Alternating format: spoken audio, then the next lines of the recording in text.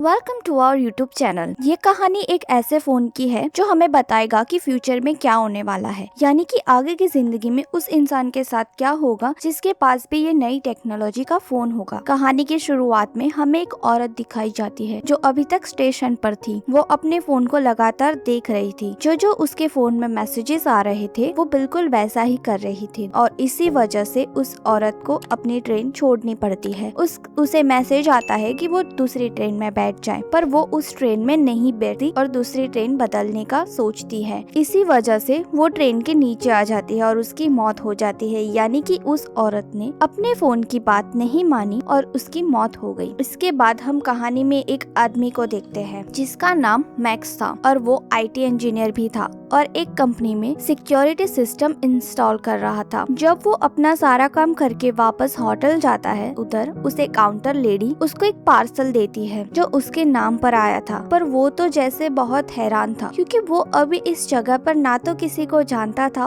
और ना ही उसने ऑर्डर पर कोई चीज मंगवाई थी, क्योंकि वो तो अपने काम के सिलसिले में यहाँ थाईलैंड आया था। लेकिन खैर, ये उस पार्सल को अपने कमरे में ले जाता है और जब वो खोलता है तो उसमें एक लेटेस्ट टेक्नोलॉजी का मोबाइल था। उस फोन पर जिसकी ब्रांड थी, जिस कंपनी ने इस फोन को बनाया था, वो हैरान था कि ऐसी तो कोई कंपनी मार्केट में नहीं है। खैर, कुछ टाइम बाद ये मोबाइल फोन पर मैसेज आता है कि उसे और आज रात इस होटल में रुक जाना चाहिए क्योंकि कल इस होटल में एक स्पेशल डिस्काउंट होने वाला है। मैक्स को ये आइडिया बहुत अच्छा लगता है क्योंकि वो एक दिन यहाँ घूमना चाहता था, इसीलिए वो एक और रात के लिए कमरा बुक कर लेता है और अगली सुबह की फ्लाइट को भी वो कैंसिल कर लेता है। जब मैक्स यहाँ घूम रहा था, एंजॉय कर रहा था, तभी वो खबर सुनता है कि जिस प्लेन में वो जाने वाला था वो प्लेन आज के दिन क्रैश हो चुका था, उसका एक्सीडेंट हो चुका था। मैक्स ये खबर सुनकर शुक्र करता है कि वो आज वापस नहीं गया और अपने आप को खुशनसीब मानता है कि अब दोबारा से उसको फोन पर एक मैसेज आता है कि अगर तुम अमीर होना चाहते हो तो तुम्हें एक स्टॉक को खरीदना होगा। पर वो इस बात पर ध्यान नहीं देता और उस मैसेज को डिलीट कर देता है। पर जब वो अपने कमरे में था तो वो टीवी पर खबर सुनता है कि जिस स्टॉक को खरीदने का मैसेज उसके फोन पर आया था उसकी कीमत बढ़ गई थी। वो अब सोचता है कि पहले इस फोन की वजह से मेरी जान बची और स्टॉक वाली बात भी बिल्कुल सच थी। मैक्स सोचने लगता है कि शायद ये फोन हमारे कल के बारे में बता देती है कि आगे हम लोगों के साथ क्या होने वाला है या फिर आगे हम क्या कर सकते हैं। तभी इसको दोबारा से मैसेज आता है कि उसको दूसरे शहर चला जाना चाहिए। मैक्स तभी फोन पर यकीन करने लगा था और दूसरे शहर चला जाता है। वहाँ पर एयरपोर्ट पर पहुंचकर बाहर उसे एक टैक्सी ड्राइवर मिलता है जो उसे कम पैसों में उसके होटल ले जाने के लिए तैयार था। कि वो टैक्सी ड्राइवर जब मैक्स को ले जा रहा था तभी उसकी नजर फोन पर पड़ती है। उसको देखकर काफी हैरान होता है और वो कहता है कि तुम्हारे फोन की टेक्नोलॉजी कितनी नई है, मैंने तो ऐसा फोन देखा भी नहीं और ना ही ऐसे फोन के बारे में कभी सुना है। वो टैक्सी ड्राइवर मैक्स को कार्ड देता है और बताता है कि वो एक टेलीकम्युनिस्ट है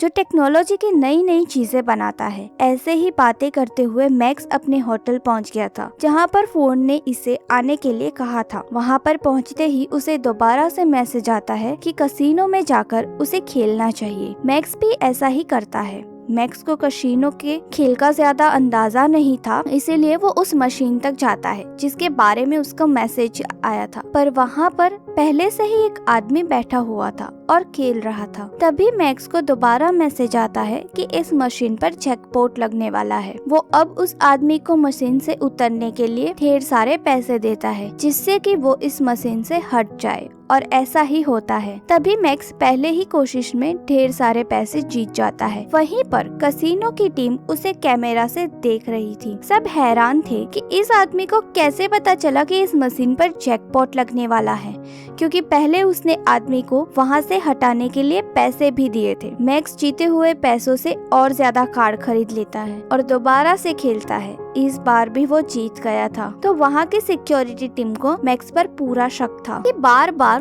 वो अपने फोन को देखकर खेल रहा था। जब वो कसिनो से जाता है तो वहाँ के सिक्योरिटी गार्ड उसे कहते हैं अगर तुम दोबारा खेलने आओगे तो अपने साथ फोन नहीं लाओगे। उनको शक था कि कहीं ना कहीं उसे फोन में कुछ है, उसी वजह से मैक्स जीत रहा है। मैक्स अब उस टैक्सी ड्राइवर को फोन करता है जिसने उसे एयरपोर्ट से पिक किया था। वो उसको कहता है कि क्या तुम एक ऐसी डिवाइस बना सकते हो जिसमें मेरे फोन पे मैसेज आए तो मुझे अपने कानों में सुनाई दे, मुझे मेरे फोन को देखने की जरूरत ना पड़े। तो टैक्सी ड्राइवर थोड़ा टाइम मांगता है और कहता है कि मैं कोशिश कर सकता हूँ। होटल में जाते हुए मैक्स एक कपल को देखता है जो आपस में लड़ रहे थे। वो उनमें से आदमी को मना करता है, लेकिन बदले में वो आदमी उसे मुक्का मारता है, जिससे मैक्स बेहोश हो गया था। यहाँ पर पता चलता है कि दरअसल ये कपल कसिनो की खुफिया एजेंट थे और पता करने के लिए आए थे कि आखिर मैक्स इतने सारे पैसे अपने फोन से आखिर कैसे कमा रहा है। तो उसके फोन का सारा डेटा हैक कर लेते हैं। जब मैक्स को होश आता है तब वो लड़की मैक्स का शुक्रिया करती है कि उसने उसकी जान बचाई, पर साथ साथ उसने कसिनो के मैनेजर को सारा डेटा भेज दिया था कि उसको मैसेज कहां से आ रहे हैं। उधर दूसरी तरफ टैक्सी ड्राइवर ने वो डिवाइस बना लिया था जिससे वो कानों में पहन लेता है और दोबारा से कसिनो में खेलने के लिए जाता है और वही सब करता है जो मैसेज में करने को कहा जा रहा था। वहाँ की सिक्योरिटी भी तंग आ चुकी थी और इसीलिए मैनेजर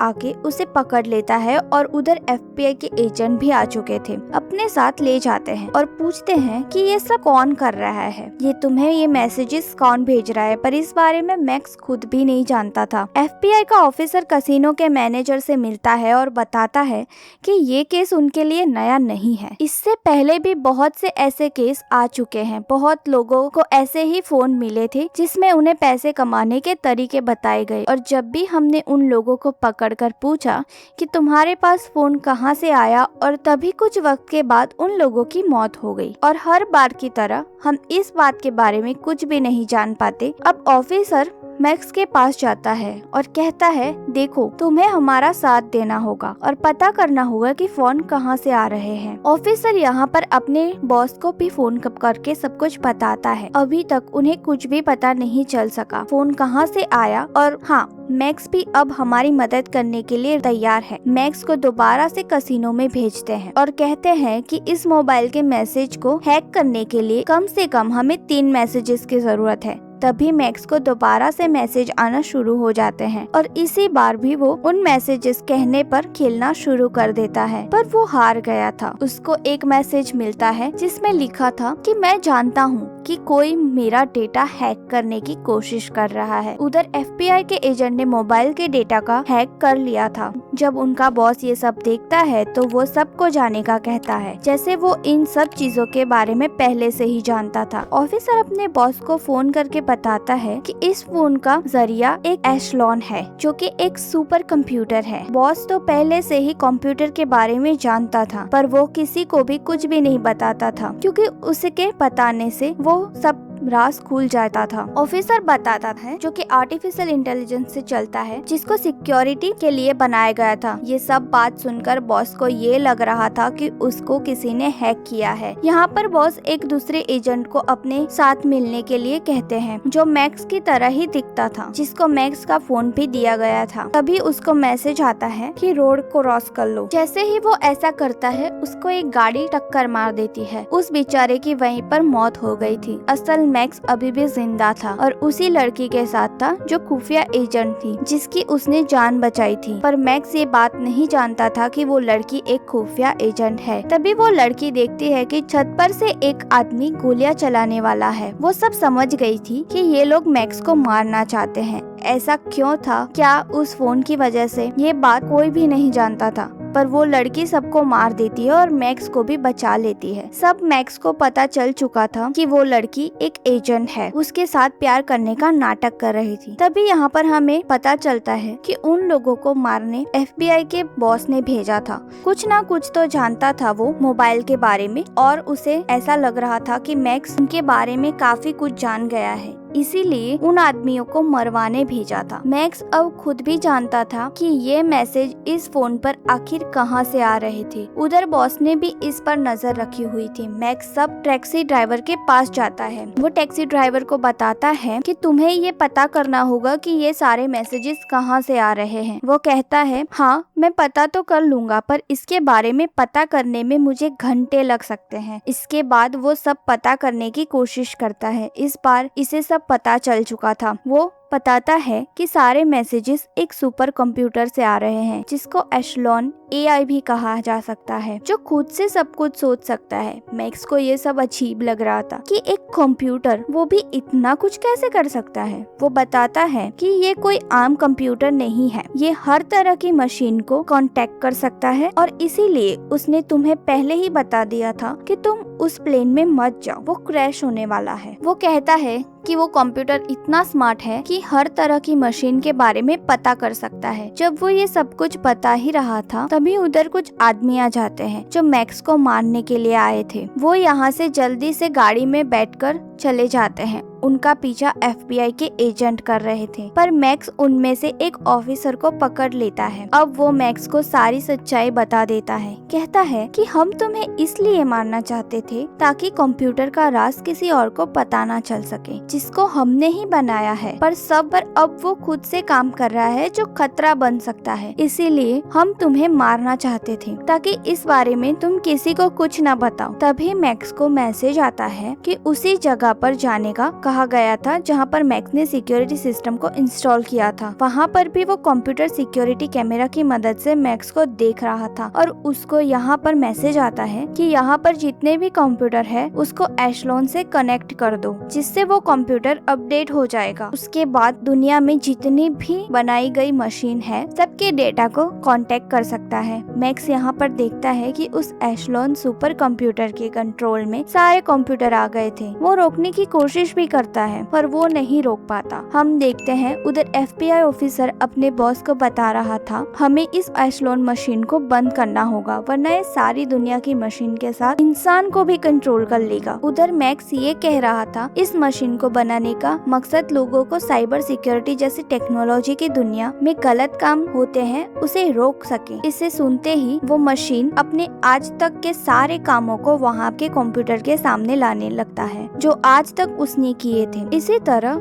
वो सारा डेटा एक के बाद एक आने लगा है और मशीन खुद ही शट डाउन हो जाती है। सुपर कंप्यूटर भी समझ जाता है कि वो लोगों के लिए खतरा बन चुका था, इसीलिए वो खुद से ही बंद हो गया था। तभी इधर FBI की टीम आकर मैक्स को गिरफ्तार कर लेती है, पर कुछ वक्त के लिए फिर से उसे छोड़ दिया जाता है। मूवी के आखिर में हमें ये भी पता चलता है कि वो टैक्सी ड्राइवर दरअसल एक कैप्टन था जो इस मिशन पर काम कर रहा था। उसने एशलॉन सुपर कंप्यूटर को बंद करवाना था। तो जिनाजिम हर चीज का उतना ही इस्तेमाल करना चाहिए जितनी उसकी जरूरत हो। जरूरत से ज्यादा चीजों को इस्तेमाल करना हमारे लिए खतरा हो सकता है, जैसे कि मोबाइल फोन या कोई भी नई टेक्नोलॉजी की चीज। और इसी मैसेज के साथ ये मूवी भी यहीं पर खत्म हो जाती है। Thank you for the watching.